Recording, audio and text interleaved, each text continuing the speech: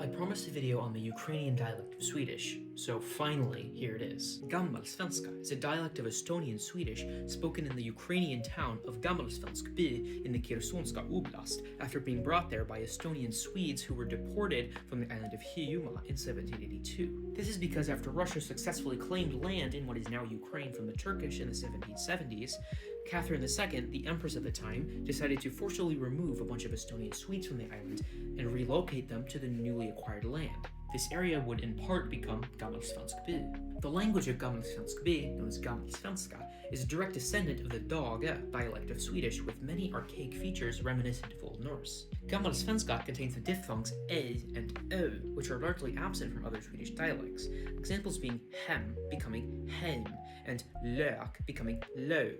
The dialect also lacks the rounded front vowels u and ö, which are found in most other dialects of Swedish. Plosives are not typically aspirated in Gammalsvenska, as they are in other dialects of Swedish, meaning p, t, k become p, t, k.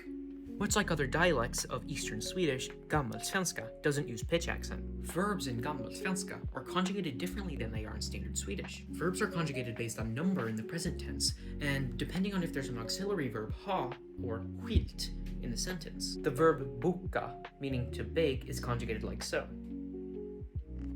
And the verb bit, meaning to bite, is conjugated like this. Gammalsvenska vocabulary is greatly influenced by Estonian, as well as older varieties of Swedish. Here are some examples.